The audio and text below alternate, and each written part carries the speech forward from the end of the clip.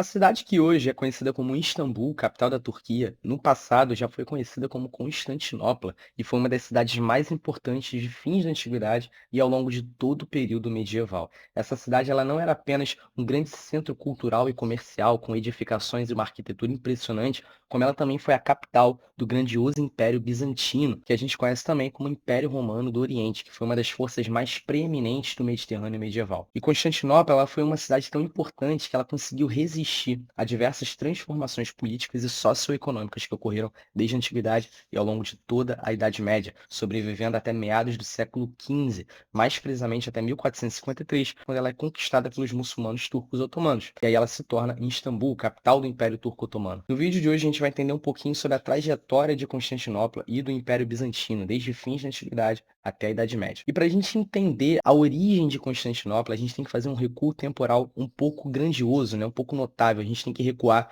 até o sétimo século antes de Cristo. E por que a gente deve fazer isso? Porque no sétimo século antes de Cristo foi quando alguns grupos helenos, alguns grupos gregos, eles aportaram ali na região que fica entre o Mar Negro e o Mar Mediterrâneo, na região do Bósforo, e encontraram uma região no qual eles fundaram o assentamento conhecido como Bizâncio. Ou seja, no passado grego, no período arcaico, no período clássico grego, o que veio a se tornar Constantinopla futuramente era conhecida inicialmente como assentamento de Bizâncio.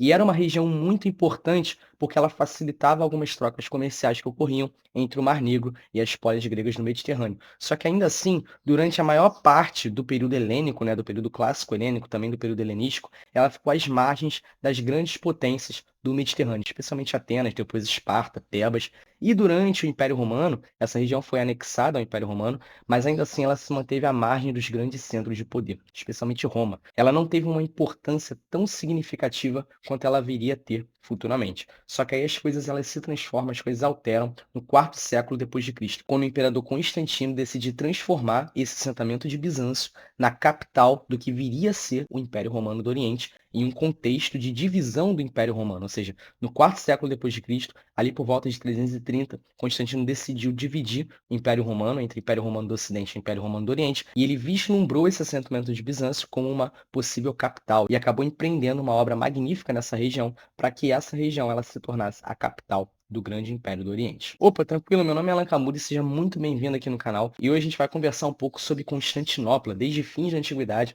até a Idade Média. Mas antes eu peço, por favor, que você deixe seu like, se inscreva no canal, porque dessa maneira você vai me ajudar demais a continuar produzindo conteúdo aqui pro YouTube, sem falar que assim você vai receber tudo que eu vou compartilhar aqui com você todas as semanas, tranquilo? Mas afinal de contas, um dos grandes questionamentos da historiografia foi justamente as razões pelo quais Constantino optou por fragmentar esse grandioso império, por fragmentar a unidade imperial. E para a gente entender isso, a gente tem que entender um pouco quem foi Constantino, né? Constantino foi um imperador romano entre 306 e 337, só que ele não chegou ao poder do nada, né? No período ali de surgimento de Constantino no poder, o Império Romano ele não era governado apenas por um único imperador. Você já tinha um sistema de tetrarquia, ou seja, o Império Romano, o poder imperial, ele era subdividido entre quatro indivíduos diferentes, dois Césares e dois Augustos. Só que após alguns conflitos internos, algumas lutas pelo poder, algumas disputas pelo poder, Constantino acabou se sobressaindo, tornando-se o único imperador. E Constantino ele acabou empreendendo algumas reformas que foram muito significativas para as transformações que ocorreram no Império Romano em fins da antiguidade, né? A primeira dessas reformas ocorreu em 313, que foi quando Constantino ele liberou o culto cristão, o cristianismo. Anteriormente, os cristãos eles eram amplamente perseguidos no Império Romano, e a partir de Constantino, os cristãos tiveram seu culto liberado, ou seja, era uma religião que passou a coexistir de maneira oficial com o politeísmo tradicional romano, né? Isso vai acontecer ali em 313 com o edito de Constantino. E posteriormente, em 330, vem uma segunda reforma, que é a divisão do Império Romano entre o Império Romano do Ocidente e o Império Romano do Oriente, esse último tendo como capital Constantinopla, que era esse assentamento de Bizâncio que eu falei com você no início do vídeo. Mas por que Constantino decidiu dividir o Império Romano? Esse é um questionamento muito importante. A historiografia entende que uma das razões da divisão do Império Romano e também da fundação de Constantinopla foi uma tentativa empreendida por Constantino para tentar solucionar as crises que o Império Romano enfrentava desde fins do segundo século a.C. e principalmente ao longo do terceiro século a.C. Desde esse período, Roma enfrentou uma crise econômica sucessiva que ruiu algumas das principais estruturas imperiais que sustentavam o poder político romano no Mediterrâneo. E essas crises elas foram motivadas por diversas razões, seja a crise no sistema escravista, ou seja, o Império Romano ele era fundamentado basicamente no trabalho escravo, em escravos obtidos por meio das guerras. Só que com a queda das conquistas romanas, a escravidão ela consequentemente também teve o seu declínio. Então, a queda da escravidão ela também impulsionou essa crise do Império Romano. Mas é claro que esse não é a única razão. A gente não pode afirmar que a crise do Império Romano ela foi motivada especificamente e exclusivamente por conta da crise escravista. Isso é uma irrealidade. A gente também teve questões ligadas ao militarismo, né? Houve uma queda na efetividade militar romana e, além disso, pressões externas, tanto por parte dos povos germânicos, ali ao norte da Europa, e também por parte do Império Persa Sassânida, ali na região do Oriente. Ou seja, Roma enfrentava uma crise política decorrente dessas pressões externas, que por sua vez também impulsionava movimentos de autonomia dentro do Império Romano. A gente também teve uma crise da escravidão, somada também a uma crise militar. Então, tudo isso daí contribuiu para que o Império Romano ele enfrentasse sérias dificuldades, sérias turbulências desde fins do segundo século depois de Cristo. E aí Constantino, no quarto século depois de Cristo, ele, como uma tentativa de tentar minimizar, ele vai realocar a administração imperial em duas subdivisões diferentes, Império Romano do Ocidente e Império Romano do Oriente. Isso daí distribuiria o poder administrativo romano, distribuiria recursos, só que essa tentativa, como a gente vê, ela não funcionou muito bem, mas ela foi um meio de Constantino tentar solucionar todos esses problemas administrativos que o Império Romano enfrentava. De acordo com o historiador Warren Treadgold, que ele vai escrever uma obra magnífica sobre a história bizantina, ele vai afirmar que a opção de Constantino em adotar Bizâncio como a nova capital, que veio a ser conhecida como Constantinopla após inúmeras reformas, ela teve como premissa um maior controle das províncias da Ilíria e da Anatólia, províncias do Império Romano, que agora seriam pertencentes ao Império Romano Oriental. Sem falar que era um ponto estratégico para mobilizar trocas comerciais que viriam do Mar Negro até o Mediterrâneo. Então, a escolha dessa região ela foi estratégica por parte de Constantino. E o mais impressionante é que o Império Romano do Oriente, especificamente Constantinopla, ele vai conseguir sobreviver a essas crises que assolavam o Império Romano como um todo, ao contrário do que aconteceu com o Império Romano do Ocidente, centrado na cidade de Roma, na Península Itálica. O Império Romano do Ocidente ele vai sucumbir perante as migrações germânicas externas, ou seja, o império ele vai ser sucessivamente fragmentado ao longo do quarto e do quinto século depois de Cristo e vai se tornando diversos reinos germânicos ali em fins da antiguidade e no início da Idade Média. Então, enquanto o Império Romano do Ocidente ele se fragmenta, ele declina, o Império Romano do Oriente ele prevalece, ele sobrevive como uma unidade poderosíssima e ele vai perdurar até o século XV, ou seja, durante toda a Idade Média a gente vai ter aí a presença do Império Romano do Oriente como uma força notável no Mediterrâneo. Então, quando a gente tem o alvorecer da Idade Média, é claro que essa questão do surgimento do período medieval ela é uma divisão arbitrária, mas quando a gente tem, a partir do quinto século depois de Cristo, essa fragmentação do Império Romano do Ocidente, o Império Romano do Oriente ele sobrevive, ele perdura, ele resiste frente a essas invasões, a essas migrações estrangeiras dos povos germânicos. E aí Constantinopla acaba atuando como um baluarte do Império Romano. Ela é o que simbolizava a perseverança e a sobrevivência do Império Romano. O Império Romano do Oriente, ele persistiu. E o mais engraçado de tudo é que apesar da gente chamar esse Império Romano do Oriente de Império Bizantino, ou então até mesmo de o Império Romano do Oriente, os habitantes de Constantinopla e desse Império Romano sobrevivente, eles não se conheciam como tal. O nome Império Bizantino ele vai ser utilizado somente muito posteriormente pelos turcos, e eles não se viam como exatamente o Império Romano do Oriente, eles se viam meramente como a continuidade do Império Romano, ou seja, a administração de Constantinopla e os habitantes de Constantinopla, de maneira geral, não se viam como habitantes do Império Romano do Oriente e não se viam como habitantes do Império Bizantino. Eles se viam como habitantes do Império Romano, o Império Romano de Augusto, o Império Romano de Trajano, o Império Romano de Constantino. E é assim que eles se entendiam, que eles tinham sua identidade como pertencentes ao Império Romano, que não havia declinado junto com Roma ali na Península Itálica. Ele havia sobrevivido e perdurado a partir do centro de poder de Constantinopla, ali na região do Bósforo. E nos primeiros séculos da Idade Média, esse Império Romano do Oriente, centrado em Constantinopla, ele não apenas sobreviveu a essas crises que estavam acontecendo, essas transformações que estavam acontecendo na região do Mediterrâneo, mas ele também floresceu como um grande centro econômico e um centro cultural.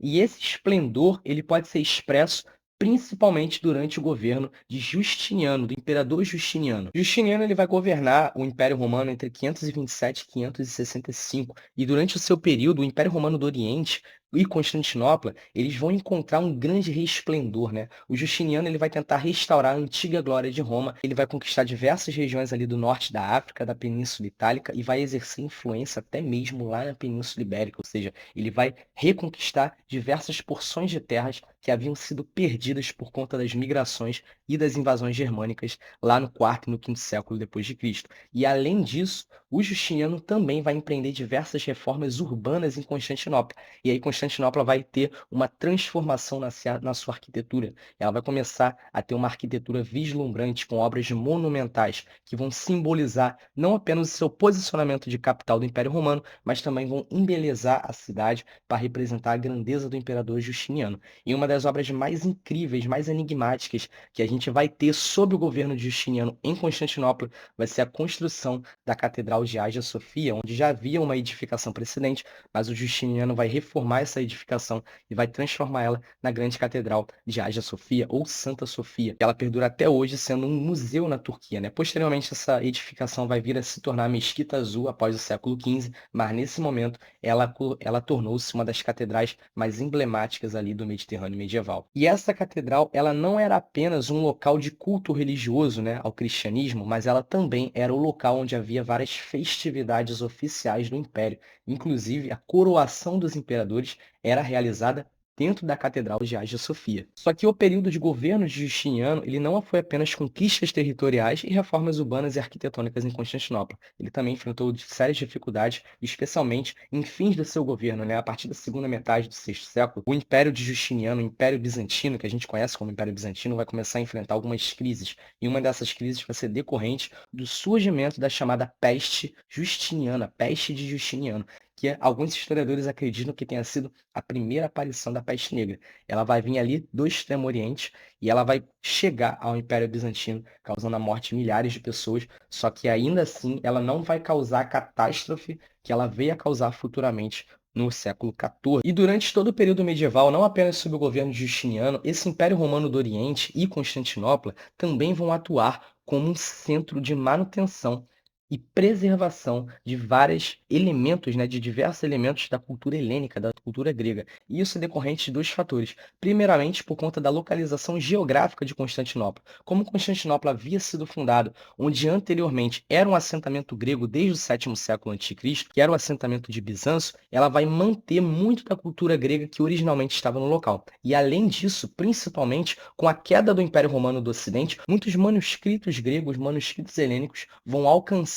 o Império Romano do Oriente, vão alcançar Constantinopla. E essa cidade ela vai ser responsável por preservar toda essa cultura ao longo do período medieval. E nas bibliotecas imperiais do Império Bizantino, né, a gente vai ter a manutenção ali de saberes matemáticos, de saberes filosóficos, de saberes políticos da Antiguidade Helênica, que eram estudados, traduzidos e mantidos por essa civilização, pelo Império Romano do Oriente. E além disso, essa cultura grega ela vai ser tão forte nessa porção do Império Romano do Oriente ao longo de toda a Idade Média, que uma das línguas oficiais de Constantinopla vai ser justamente o grego. A língua grega ela vai perdurar ao longo de toda a Idade Média por causa dessa questão cultural que Constantinopla representava. É claro que é um grego um pouco diferente daquele grego falado por Platão, falado por Heródoto, por Tucídides, mas ainda assim a língua grega ela vai perseverar graças a esse valor que Constantinopla e o Império Romano do Oriente dava à cultura helênica. É uma questão parecida com o que veio acontecer com o Califado Abássida. O Califado Abássida muçulmano ele também preservou muitos saberes gregos, né? Inclusive eu fiz um vídeo falando sobre isso. Eu vou deixar esse vídeo nesse card aqui e também na descrição para você conferir depois, tranquilo? Por falar nos povos muçulmanos, esses povos muçulmanos vão ser uma das forças que vão impulsionar o enfraquecimento do Império Romano do Oriente de Constantinopla a partir do sétimo século depois de Cristo. Sim, durante todo esse apogeu no período de Justiniano, Constantinopla representou o maior poder do Mediterrâneo, sem dúvida nenhuma. Só que a partir do sétimo século as coisas vão mudar. Com a expansão muçulmana, com a expansão islâmica que vai acontecer ali a partir da Península Arábica, posteriormente ela vai conquistar o norte da África, vai conquistar a Península Ibérica. A capital de Constantinopla ela vai encontrar, ela vai presenciar um enfraquecimento de influência, ou seja, onde antes ela detinha a maior influência política sobre o Mediterrâneo, se você comparar com as outras unidades da Europa Ocidental, né, especialmente os reinos germânicos, agora ela vai enfrentar um enfraquecimento de influência por conta da emergência do poder muçulmano. Ou seja, antes a gente tinha Constantinopla como o maior centro de poder e agora ela vai disputar com os muçulmanos, que vão se expandir a partir da Península Arábica, mas logo depois eles vão se articular em diversas regiões. Inclusive o Egito, que era uma região importantíssima para os primeiros anos do Império Romano do Oriente, principalmente por conta da sua capacidade produtiva, ele vai ser conquistado pelo Califado Omida. Isso daí vai ser um grande golpe, um duro golpe para o Império Romano do Oriente. Além disso, obviamente, Constantinopla vai perder influência ali na região da Península Ibérica, que também vai ser conquistada pelos povos muçulmanos, e ela vai perder sua influência também na Península Itálica, onde a Igreja Católica ela começa a exercer uma influência, a exercer uma afirmação bem considerável, afastando ali a influência política do Império Romano do Oriente, a influência política dos imperadores a partir de Constantinopla. Mas apesar disso, é óbvio que o Império Romano do Oriente ele não declina completamente, ele vai se retrair, sim, mas ele não vai perder todos os seus territórios. A região da Grécia, né, onde hoje é a Grécia Balcânica, ela vai continuar sob o domínio bizantino e também, é claro, toda a região da Turquia. Então, o Império Romano do Oriente ele vai continuar detendo uma extensão territorial considerável, apesar de se retrair em algumas regiões. E outro ponto também importante a gente mencionar aqui sobre a história de Constantinopla é que essa cidade ela atuou como uma espécie de cidade global no que se refere à questão comercial, das comercializações, das trocas econômicas.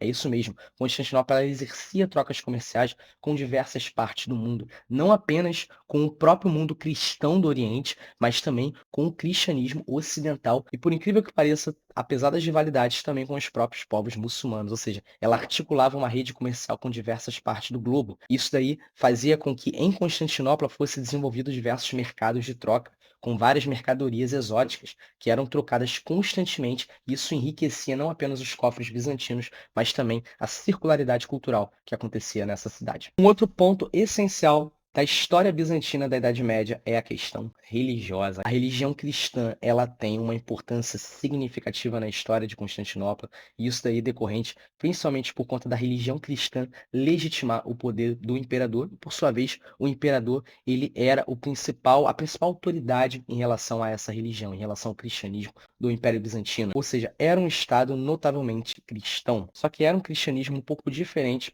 do cristianismo que vigorou no Ocidente Europeu. No Ocidente Europeu, a gente teve um cristianismo centrado na autoridade papal, na autoridade do Papa, enquanto na região de Constantinopla e do Império Romano do Oriente, nós vamos ter um cristianismo centrado no próprio poder do imperador. E esse imperador, por sua vez, vai selecionar o patriarca, que seria a principal autoridade religiosa, depois do imperador. Então, enquanto o patriarca e o imperador, eles detinham a autoridade religiosa do cristianismo do Império Romano do Oriente, no Ocidente vigorava a autoridade papal. Só que essas divergências entre o cristianismo do Império Romano do Oriente e o cristianismo dos reinos ocidentais, ela não vai parar por aí, não. Você vai ter uma crise muito forte no século XI, onde você vai ter uma ruptura, um grande cisma entre o cristianismo ocidental e o cristianismo oriental. E essa ruptura, ela vai marcar a emergência do que a gente conhece como cristianismo católico ortodoxo, que é o cristianismo bizantino, cristianismo do Império Romano do Oriente e o cristianismo católico romano, que veio a ser o cristianismo que vigorou nos reinos ocidentais, na França, na Inglaterra, na Península Itálica.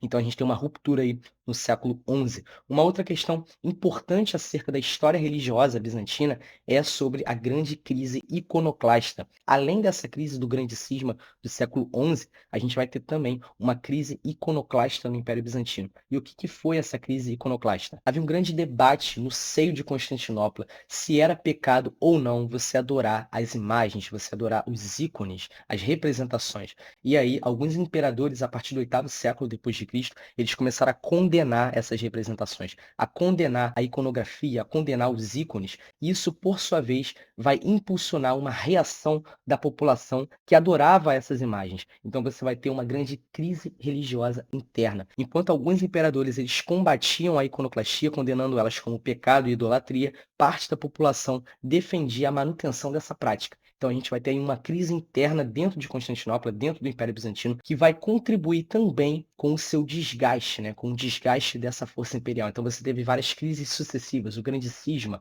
as perdas territoriais e também essa crise iconoclasta que vão acabar enfraquecendo Constantinopla. E os atritos entre Bizâncio e o Ocidente católico, ele não vai parar por aí, não vai ser uma mera ruptura, um mero cisma que vai encerrar os atritos religiosos e políticos entre o Ocidente e o Oriente. O que vai acontecer também é que vai ter conflitos políticos e militares dentro do Império Bizantino, especialmente a partir do movimento das Cruzadas. Os venezianos, principalmente no século XIII, eles vão estabelecer uma grande influência ali no Império Bizantino, oriundo das Cruzadas. Então eles vão estabelecer uma presença muito forte. E os venezianos, eles eram conhecidos especificamente por suas articulações comerciais, por suas redes de conectividades comerciais.